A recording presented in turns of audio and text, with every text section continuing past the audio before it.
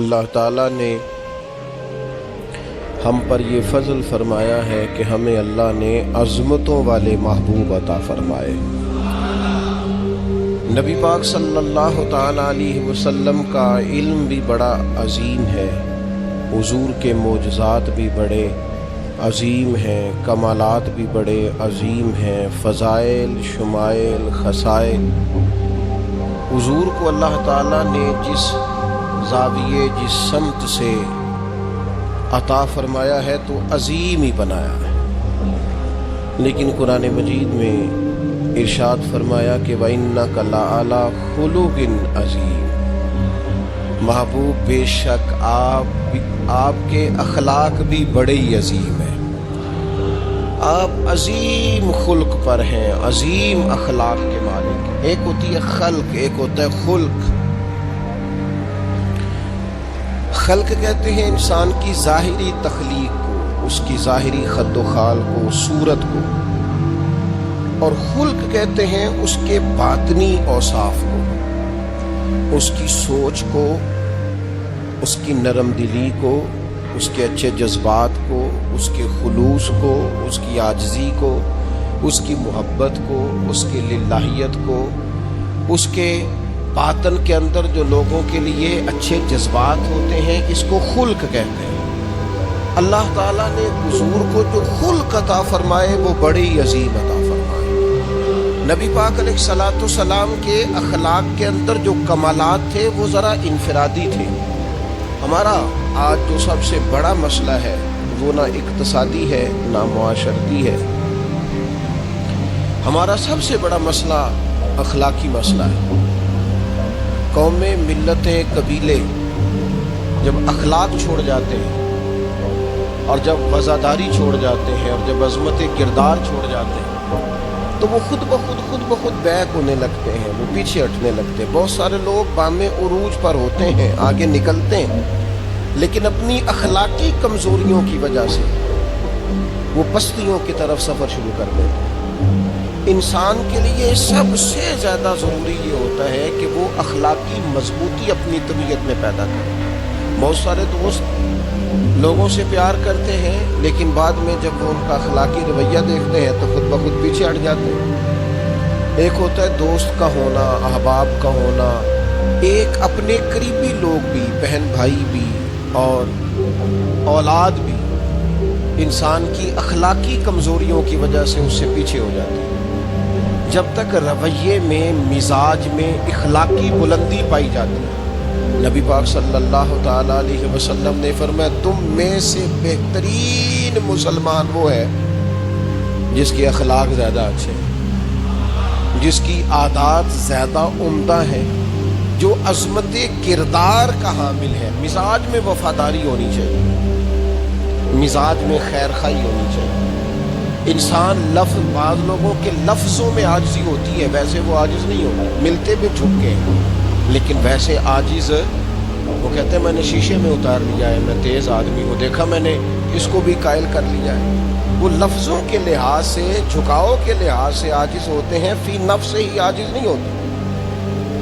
کچھ لوگ جملے کے لحاظ سے، اٹھنے بیٹھنے کے لحاظ سے، آؤ بھگت کے لحاظ سے خدمت گزار ہوتے ہیں، ویسے وہ خدمت گزار نہیں ہوتے۔ کچھ لوگ ایسے ہوتے ہیں جو اچھے جملے ترتیب دے کے کسی کو قائل تو کر لیتے ہیں، اس کو اپنی ہمدردی کا اظہار تو دلاتے ہیں، اشک شوئی تو کرتے ہیں، تسلی تشفی تو دیتے ہیں، ویسے خیر خواہ نہیں ہوتے۔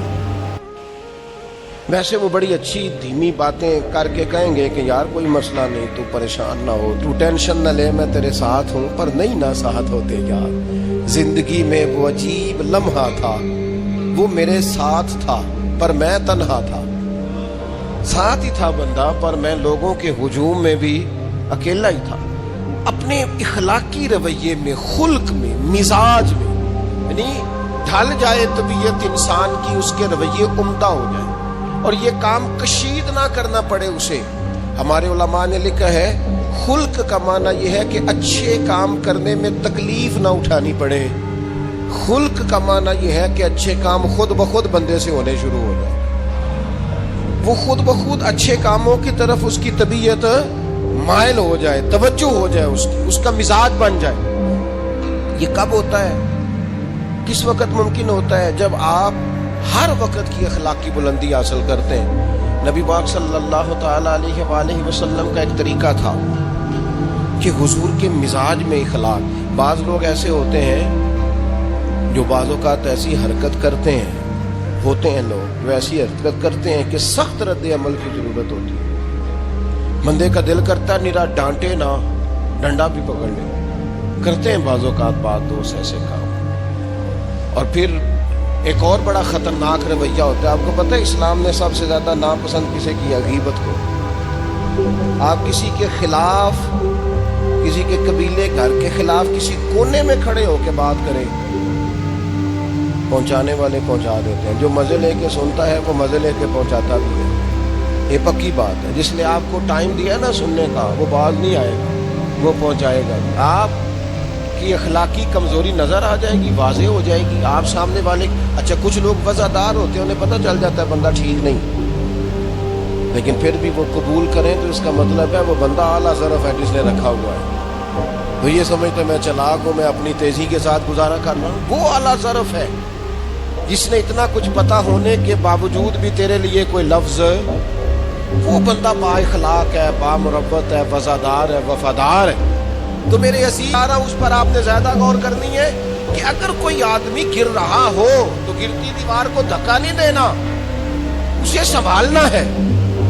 اس شخص کو یار حالات ہو جاتے ہیں اوپر نیچے، انسان کمزور پڑ جاتے ہیں۔ راہ چلتے چلتے کئی دفعہ گاڑی کا صرف پیٹرول ہی ختم نہیں ہوتا، جو مفت میں پانی ملتا ہے کئی جگہوں پہ وہ بھی ختم ہو جاتا ہے، اور قریب قریب اس کی بھی کوئی شناخت نہیں ہوتی۔ کئی دفعہ صرف اور صرف پیٹرول کا مسئلہ نہیں ہوتا، وہ جو 20 روپے میں ہوا ٹائر میں بھری جاتی ہے کئی جگہوں پہ وہ بھی نہیں ملتی۔ تو تسلی کے لیے اخلاقی رویہ یہ ہونا چاہیے کہ اگر کوئی بندہ کہیں کمزور پڑ رہا ہے، گر رہا ہے، تو اس کی اس کمزوری پر اسے تھاما جائے، اس کی حوصلہ افزائی کی جائے، تسلی دی جائے۔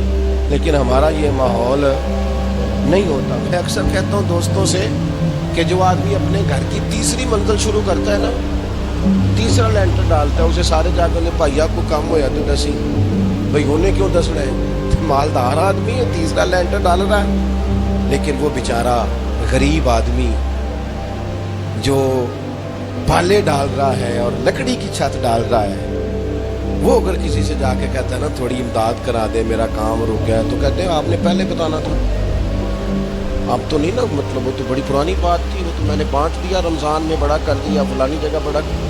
یہ لہجہ درست، یہ اخلاقی رویہ نہیں۔ درد دل اور چیز کا نام ہے، خیر خائی اور چیز کا نام ہے۔ وہ کسی نے کہا تھا کہ پلا کر گرانا تو سب کو آتا ہے، مزہ تو تب ہے کہ گردوں کو تھام لے ساتھی۔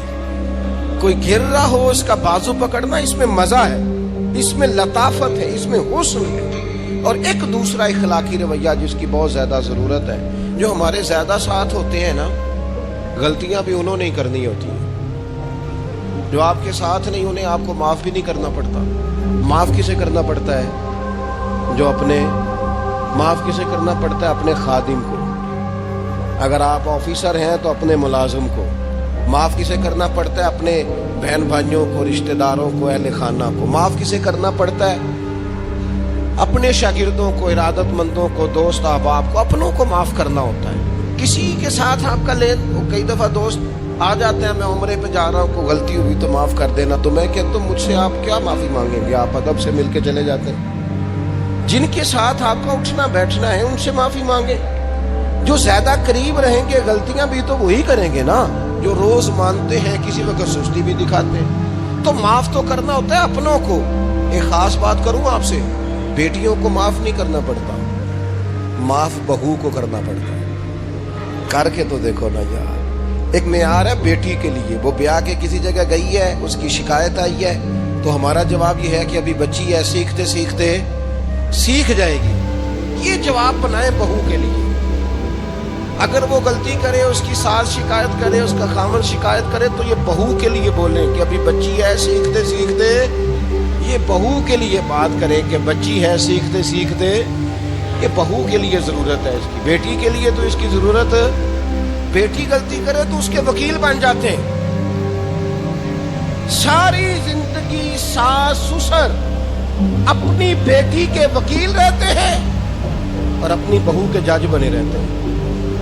اس کے لیے فیصلے سناتے ہو، اس کی وکالت کرتے ہو، یہ بیٹی نہیں کسی کی، اس کے جج بن گئے ہو، اس کے حق میں فیصلوں کا اعلان ہے، اس کے لیے وکالتوں کا اعلان ہے۔ چھ معنی دار مسلمان کا یہ اخلاقی رویہ نہیں ہوتا۔ نبی پاک علیہ الصلوۃ والسلام نے ہمیں سبق دیا ہے، جو قریب رہنے والے ہیں انہیں تو معاف کرنا ہے، دوسرے کو تو معاف کرنا ہی نہیں پڑتا، اپنوں کو ہی تو معافی کی ضرورت ہوتی ہے، چونکہ اپنوں نے ساتھ رہنا ہے۔ حضرت انس بن مالک رضی اللہ تعالیٰ، مجھے بڑے خوش نصیب خوش بخت انسان ہے، کہتے میری اماں خود مجھے حضور کی بارگاہ میں چھوڑ گئی تھی کہ یا رسول اللہ یہ آپ کی خدمت کرے گا۔ کہتے میں نے 10 سال حضور کی نوکری کی ہے، نبی پاک نے کبھی اوف بھی نہیں کہا، بلکہ بخاری مسلم میں ایک انوکھی بات موجود ہے، فرماتے مجھے ایک دن حضور نے فرمایا جا یہ کام کر کے آؤ۔ کہتے میرے دل میں یہی تھا کہ فوراً جاؤں گا، اسی طرح لفظ موجود ہے، میرے دل میں تھا جاؤں گا کر کے آؤں گا، حضور نے فرمایا کر کے آ، دل میں پکا ارادہ تھا جاؤں گا، لیکن اپنی زبان سے میں نے کہا حضور میں نے کوئی نہیں جانا۔ یہ کیوں بات کی؟ یہ ذرا لاڈ کے ساتھ کی، یہ ذرا ناز کے ساتھ کی، یہ ذرا نا محبت کے ساتھ کی، یہ ذرا حضور جو پیار کرتے تھے نا اس پیار کو سامنے، حضور میں نے نہیں جانا۔ کہتے ہیں حضور تھپکی دے گی، یہ غلام سے بات ہو رہی، حضور فرمانے لگے چل نہ تجھے کہا ہے نہ جا کر کے آ۔ کہتے میں چلا گیا، اسی ارادے سے گیا تھا جاؤں گا، لیکن رستے میں جب میں گیا تو بچے کھیل رہے تھے، میں نے بھی کھیلنا شروع کر دیا، کھیل رہا ہوں، دیر ہو گئی، حضور نے بھیجا تھا کسی کام، اب جب زیادہ دیر ہوئی تو قریب گھر سے نکلے، اور جب حضور نے مجھے دور سے دیکھا اور مجھے کریم کے آنے کا پتہ چلا تو اب میں ڈرا، اب میرا انداز بڑا جدا گانا ہو گیا، چونکہ حضور نے بھیجا تھا۔ یہ تو خادم کی بات ہے نا، ایسا اچھی گل دسیا جی اپنا منڈا بھی کدے نہ جائے گے، اور تینوں میں کلیا سی تو گیا کیوں نہیں؟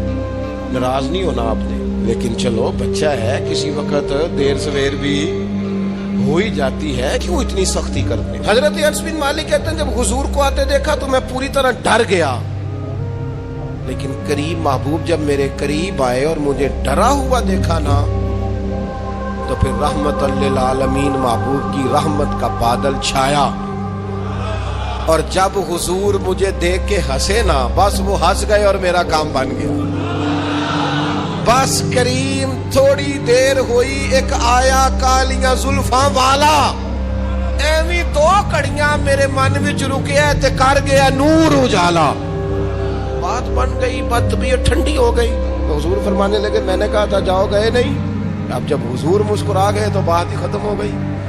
یا رسول اللہ صلی اللہ علیہ وسلم جانے لگا ہوں، تو حضور نے پھر شروع سے بات شروع کر دی، حضور جانے لگا ہوں، فرمایا جا دوڑ کے آ، پھر جو کہا تھا وہ کر کے آ۔ لیکن وہ بیچ میں جو دیر ہوئی تھی، وہ جو لیٹ ہوئی تھی، اور جو میں کہہ کے آیا تھا میں نے نہیں جانا، حضور نے اس بات پر مجھ سے کوئی سختی نہیں کی۔ اے عزیز، اپنوں نے تو غلطی کرنی ہے، معاف کس کو کرنا ہے؟ اپنوں کو، لیکن ہم نے باہر ساری دنیا کو معاف کر دیا ہے، اپنوں کو ہم معاف کرنے کو تیار نہیں، اپنوں کو معاف کرنا ہے، اپنوں سے درگزر۔ اور پھر آپ اگر کوئی دینی تعارف رکھتے ہیں، آپ نمازی ہیں، آپ حاجی صاحب ہیں، آپ بزرگ ہیں، آپ شیخ ہیں، تو پھر تو آپ کے اخلاق میں اور زیادہ وسعت ہونی چاہیے۔ جیسے جیسے بندے کی عمریں بڑھتے جائیں نا ویسے ویسے اسے میٹھا ہونا چاہیے، کڑوا نہیں ہونا چاہیے۔ جیسے جیسے اس کی تسبیح بڑھتی جائے ویسے ویسے اس کا لہجہ بھی وسیع ہونا چاہیے، اس کے مزاج کے اندر دینی اگر آپ تعارف رکھتے ہیں تو پھر تو آپ کو، میں آپ سے عرض کروں، میں کئی دفعہ دوستوں سے شکوہ کرتا ہوں، میں کہتا ہوں یار ہم تو جو کہنا چاہتے ہیں وہ بھی نہیں کہہ سکتے، ہم تو سونا چاہتے ہیں ڈھب سے سو نہیں سکتے، ڈھونڈتے پھرتے ہیں جگہ ملے کوئی آرام کرنے کو، کیوں؟ اس لیے کہ دینی تعارف رکھتے ہیں۔ آپ نے وہ دعویٰ ہی نہیں کرنا تھا، یہاں تے چٹی چادر لا دے نا کڑیے تے پین فقیراں دی لوئی، چٹی چادر تے پھر داغ لگیندا ہی تے لوئی نو داغ نہ کوئی۔ اب آپ کا دعویٰ ہے کہ ہم نے کام کرنا ہے اور بڑی اوپر والی سطح پہ کرنا ہے، تو پھر آپ آرام ڈھونڈتے پھریں، پھر آپ قرار ڈھونڈتے پھریں، تو یہ تو دو باتیں ہو گئی۔ ایک بات کرنی پڑے گی، دینی تعارف رکھنے والے آدمی نے اگر اس نے دین سکھانا ہے اپنے بچوں کو، اپنے گھر والوں کو، تو حسن اخلاق سے سکھائے گا۔ وہ اگر ڈنڈا پکڑ لے ہر وقت، سختی بھی کرے جہاں ضرورت ہو، لیکن اگر اس کا لہجہ ہی ہمیشہ کے لیے تلخ ہو جائے گا تو وہ کبھی بھی دین سکھانے میں کامیاب۔ انسان بہت سارے دینی غلطیاں کرتے ہیں، میں بہت سارے لوگوں کو دیکھتا ہوں وہ اس طرح تنقید کر رہے ہوتے ہیں جیسے انہوں نے پہلے اسے پورا درس نظامی پڑھایا ہے، اصول پڑھائے ہیں، تو اب غلطی کر رہا ہے تو تنقید کر رہے ہیں۔ بھئی عام آدمی ہے، اس سے غلطی ہوگی۔ بڑی اہم بات بھی، بہت بڑا آدمی بنیادی بات سے بھی کسی وقت ناآشنا ہو سکتا ہے، لیکن آپ کے لہجے میں سختی ہے، آپ بات کرتے ہیں تو تلخ کرتے ہیں، آپ سے کوئی دینی کلام کیا جاتا ہے تو آپ سخت ہیں۔ دینی لوگوں کو چاہیے کہ وہ دین سکھائیں تو اس میں بہت زیادہ اخلاق کا خیال رکھیں۔ غلطیاں کریں گے لوگ، اگر آپ عالم ہیں اور آپ کے پاس کوئی دینی معلومات ہیں تو پھر آپ کو اس کی خوبصورتی کا بھی پتہ ہونا چاہیے۔ آپ نے حضرت معاویہ بن حکم رضی اللہ تعالیٰ عنہ کہتے ہیں میں نے حضور کی مسجد شریف میں نماز پڑھی تو ایک شخص کو نا چھینک آئی، یہ بھی بخاری مسلم میں موجود، تو میں نے نماز میں کہہ دیا یرحمک اللہ، یہ چھینک آنے کا جواب ہوتا ہے، میں نے یہ نماز میں ہی کہہ دیا، تو اب بہت سارے لوگ مجھے گھورنے لگ گئے، کچھ نے اپنے ہاتھ بھی مارے زانوں پر کہ یہ کیا کر رہے ہو، نماز میں بول رہے ہو۔ فرماتے ہیں نماز مکمل ہوئی، اور یہ لفظ ہے حضرت معاویہ بن حکم رضی اللہ تعالیٰ عنہ کے، فرمانے لگے قسم اللہ کی میں نے حضور سے بہتر سمجھانے والا نہ پہلے کبھی دیکھا ہے نہ بعد میں کبھی دیکھا۔ فرماتے ہیں نہ حضور نے مجھے مارا نہ ڈانٹا، کہ جس طرح ایک بچے کو گویا ٹریٹ کیا جاتا ہے، سمجھایا جاتا ہے۔ حضور فرمانے لگے اللہ کے بندے نماز میں کوئی اور بات نہیں کرنی چاہیے، صرف اللہ کی تسبیح پڑھنی چاہیے، اس کے اسماء کا ذکر کرنا چاہیے یا قرآن پاک پڑھنا چاہیے، نماز میں کوئی اور کلام کرنے کی اجازت نہیں ہے۔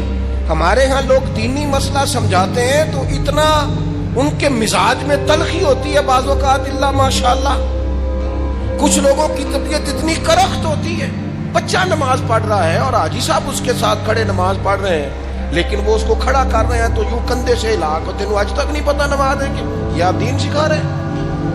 یہ اخلاقی رویہ دین سکھانے کا، یہ لب و لہجہ دین سکھانے کا؟ قطعاً ایسا کوئی کام نہ کریں۔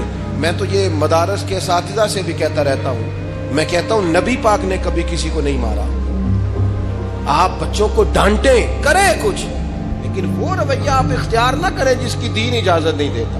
تو اخلاقیات میں ان چیزوں کا ضرور خیال کریں۔ ایک روایت اور عرض کر دوں آپ کو، حضرت جابر بن عبداللہ رضی اللہ تعالیٰ عنہ فرماتے ہیں میرے والد احد میں شہید ہو گئے تھے، میرے ذمہ بہنوں کا بوجھ بھی تھا اور قرضہ بھی تھا۔ اللہ کے محبوب علیہ السلام نا مختلف طریقوں سے مختلف انداز میں میرے اوپر کرم نوازیاں فرماتے ہیں۔ نوازنے کا طریقہ، آپ نہ کسی کو نوازیں بہانے بہانے سے۔ میں نے بعض بزرگوں کو دیکھا ہے کسی بچے کو ادارے میں خانقاہ میں کمزور دیکھتے، وہ سریلا بھی نہیں ہے، اسے کہتے چل پتر نعت سنا، اور نعت سنا رہا ہے تو اسے نذرانہ دے رہے ہیں، چل بیٹے تلاوت سنا، چل تقریر سنا، کسی بھی طریقے سے اس کو تسلی ہو رہی، اور اس طرح کا رویہ نہ اپنایا جائے کہ وہ مانگنے والا بن جائے۔ یہ اخلاقی بلندی ہوتی ہے آپ کی، کہ آپ کسی شخص کو بہانوں سے نوازیں، اس طرح کا ماحول نہ بنائیں کہ آپ اسے کہیں کہ چونکہ تو کمزور ہے، غریب ہے، فقیر ہے، لہٰذا تجھے دے رہا ہوں۔ حضرت جابر بن عبداللہ فرماتے ہیں، اور یہ بھی آپ کو مسلم شریف میں ملے گا، فرماتے ہیں کہ جنگ میں میں حضور کے ساتھ تھا، میرا اونٹ بڑا کمزور ہو گیا، بیمار ہو گیا، چال نہیں رہا تھا، حضور میرے قریب آئے اور پیچھے آ کے فرمانے لگے اسے بھگاتا کیوں نہیں؟ میں نے کہا حضور بیمار ہے کیسے بھگاؤں؟ تو نبی پاک نے نا اونٹ کو ایک درہ لگایا اور گویا پیغمبر اعظم نے حکم دیا، نبی رحمت نے، نبی اکرم نے حکم دیا، فرمایا اونٹ بھاگتا کیوں نہیں؟ وہ جو سب سے پیچھے تھا وہ سب سے آگے نکل گیا۔ واہ کیا جود و کرم ہے شہ بطحا تیرا، اور نہیں سنتا ہی نہیں مانگنے والا تیرا۔ سرکار نے حکم دیا، وہ اونٹ سب سے آگے نکل گیا۔ اب حضور گھوڑا دوڑا کے آگے آئے، فرمانے لگے جابر یہ اونٹ میرے ہاتھ پیش نہیں دیتا، वो बीमार था, हुजूर के हुक्म से भागा है। फरमाया बेच नहीं दे तू? कहा नहीं या रसूलल्लाह पैसे ही रख ले। फरमाया नहीं मैं पैसे दूंगा। या रसूलल्लाह आपका यह है? फरमाया नहीं आप कीमत बताएं। हुजूर ठीक है इतने का ऊँट है, मैं मदीना तैयबा जाके आपकी खिदमत में पेश कर दूंगा। हजरत जाबिर इब्न अब्दुल्लाह फरमाते हैं हुजूर ने मुझसे ऊँट खरीदा। मदीना तैयबा पहुंचकर नबी पाक सल्लल्लाहु ताला अलैहि वसल्लम ने सैयदना बिलाल हबशी से फरमाया जाबिर को ऊँट की कीमत भी दे दो और कुछ पैसे ज्यादा भी दे दो। फरमाते हैं मुझे ऊँट की कीमत भी मिल गई, कुछ पैसे ज्यादा भी मिल गए। और जब मैं हुजूर की बारगाह में हाजिर हुआ ऊँट पेश करके और कीमत लेके जाने लगा तो हुजूर फरमाने लगे जाबिर जाना नहीं, कीमत भी तेरी है ऊँट भी तेरा है। नबी पाक ने वो ऊँट भी तोहफे में मुझे वापस दे दिया। ये इखलाकी रवैये की बुलंदी कि किसी शख्स की गुर्बत में उसे नवाजना, लेकिन इस तरह का नवाजना उसे महसूस ना हो कि मुझे इमदाद दी जा रही है। तो अपने इन चंद एक इखलाकी रवैयों पर जरूर तवज्जो करें। एक तो सबसे जिसको आप देखें कमजोर हो गया है, गिर रहा है, परेशान है, उसका जरूर ख्याल करें। लोग बड़े बड़े तेज दौड़ते हैं, किसी जगह फिर गिर भी जाते हैं। गिरते हुओं को संभालने की कोशिश करें। दूसरी गुजारिश ये की है मेरे अजीज, जो हमारे करीबी लोग हैं उन्हें तो हमने माफ करना है, अपनों को ही तो जरूरत होती है कि दरगुजर करके अपने साथ रखा जाए, प्यार करके अपने करीब किया जाए। और तीसरी गुजारिश ये है कि अगर आप किसी को दीनी पैगाम देना चाहते हैं तो निहायत मोहब्बत के साथ, निहायत खुलूस के साथ दीनी मसला आप किसी को भी बताएं तो उसे छोटा बच्चा समझकर आप डील करें। शिद्दत ना इख्तियार करें दीन बताने में, वो लहजा इख्तियार ना करें जिस लहजे में महसूस हो कि आप खुद बाअखलाक नहीं है तो आप किसी को क्या समझाएंगे। और चौथी गुजारिश ये की है जब किसी की मदद करें उसे रुसवा करके नहीं, किसी की फैली झोली देखकर खुश होकर नहीं, बल्कि आप एजाज भी उस शख्स को अता करें और रवैया इस तरह का इख्तियार करें जिसमें महसूस हो कि उसकी इज्जत नफ्स मजरू नहीं हुई। इन चीज़ों को पेश नज़र रख के जब इखलाकी बुलंदी हम हासिल करेंगे ना, एक मैं और बात बड़ी ज़रूरी आपकी खिदमत में अर्ज़ करूँ। जो आदमी भी अपने आप को बड़ा समझता है, वो माली तौर पे बड़ा है, इल्मी तौर पर बड़ा है, ओहदे के तौर पे बड़ा है, कबीले के तौर पे बड़ा है, ख़ानदान में बड़ा है, वो किसी भी मकाम पर किसी भी अंदाज में बड़ा है। अल्लाह ने फजल किया वो बड़ा हो गया, उसे समझ आ गई है कि कुछ लोग मेरी बात सुनते हैं, मेरा फैसला मानते हैं, तो वो अच्छी तरह समझ ले कि अगर वो अल्लाह के फजल से उसे कोई मौका मिल गया बड़ा होने का तो वो अपने अखलाक को बड़ा करे, फिर अपने किरदार को बड़ा करे, फिर अपने हौसले को, ज़रफ़ को और अपने जहन को बड़ा करें। इसलिए कि आप अपने किरदार की और हौसले की बुनियाद पर बड़े बनेंगे। सिर्फ ये कि 2-3 आपके नाम के साथ अलकाबात लग जाएं और चंद लोग आपको सलूट करने लग जाएं, इससे नहीं पता चलेगा कि आप बड़े हैं। किरदार व अमल से खुशबू आएगी तो पता चलेगा आप कितने बड़े हैं। अल्लाह ताला हमें समझने की तौफीक अता फरमाए।